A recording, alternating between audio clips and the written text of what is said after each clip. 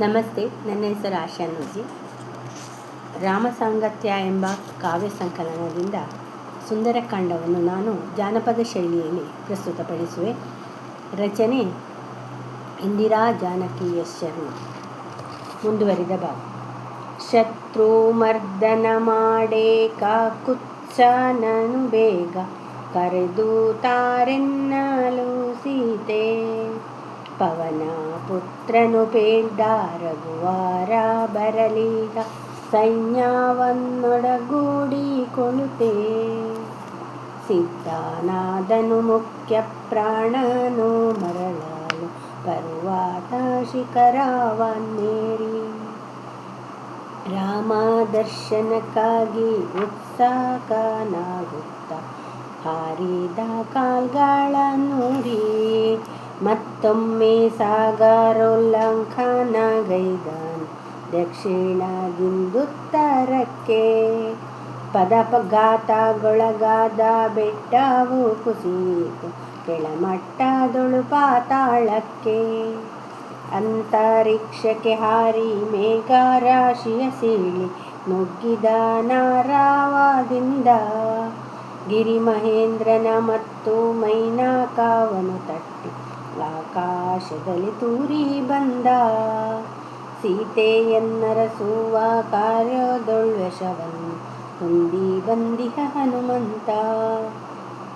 ಮರುತ ಪುತ್ರನ ತಾರ ಧ್ವನಿಯನ್ನು ಕೇಳುತ್ತ ಪುಳಕಗೊಂಡನು ಜಾಂಬವಂತ. ಜಾಂಬವನೊಡಗೂಡಿ ಕಪಿವೀರರೆಲ್ಲರೂ ಕಾಯುತ್ತ ನಿಂತಿದ್ದ ಹೊತ್ತು ಪ್ರಭಂಜನಿಯು ಬಂದ ಕಾರ್ಯ ಸಾಫಲ್ಯದ ಸಾರ್ಥಕ ಭಾವವ ಹೊತ್ತು. ಕೈಗೊಂಡ ದೌತ್ಯದಿ ಕೃತ್ಯನಾದಂತ ಪಾವಮಾನಿಯ ಓಡಲೆಂದು ಗಿರಿತರುಗಳ ಮೇಲೆ ಕುಳಿತಿದ್ದ ಕಪಿವೃಂದ ಬಂದಿಹುದೋಡೋಡಿಕೊಂಡು ವೃಕ್ಷ ಶಾಖೆಗಳನ್ನು ಮುರಿ ದಿಕ್ಕುತ್ತ ಶಿಖರದಿಂ ಧುಮುಕಿದರ್ ನೆಲಕ್ಕೆ. ದಂಡೆಯುಳುತ್ತ ಮರಳನ್ನು ಗೋರುತ್ತ ಸುರಿದುಕೊಂಡರು ಮೈ ಮೇಲಕ್ಕೆ.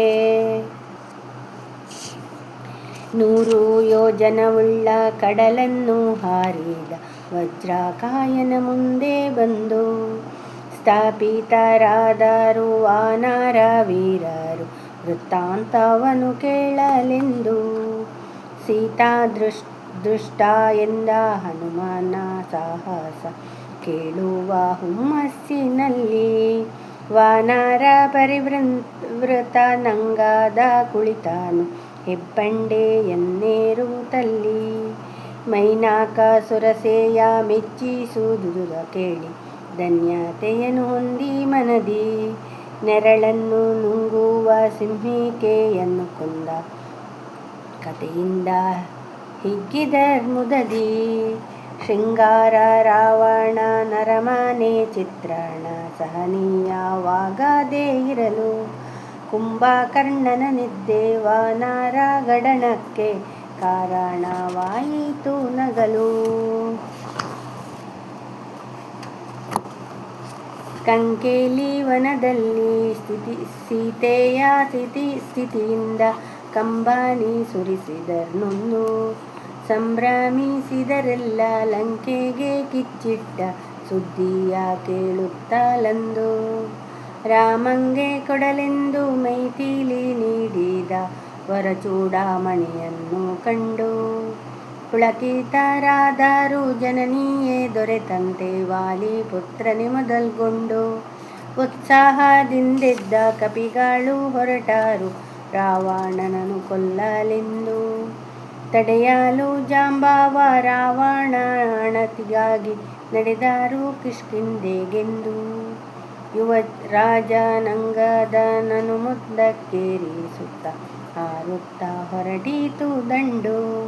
ನೆಗೆಯುತ್ತಲಿ ಮುಂದೊತ್ತಿ ಬರುತ್ತೀರೆ ನಿಂದಿತು ವನವೊಂದ ಕಂಡು. ದಧಿಮುಖನೆಂಬವ ವಾನರ ಮುಖ್ಯನಿಂ ರಕ್ಷೆಯೊಳಿಹ ಮಧುವನವು ಕಪಿಗಳ ಸೆಳೆಯಿತು ರಮ್ಯತೆಯಿಂದಲೇ ನಂದನವನವನು ಪೋಲ್ವ ಚೆಲುವು. ಕೊಡಗಗಳು ಸೇರುತ್ತ ಧ್ಯಾನದೊಳು ನುಗ್ಗಿ ಕುಣಿದಾವು ಹಿಡಿ ಜೇನನ್ನು. ಮತ್ತನ್ನೇರಿಸಿಕೊಂಡು ದಾಂಧಲೆ ಎಬ್ಬಿಸಿ ಹಾಳುಗೈದವು ವನವನ್ನು.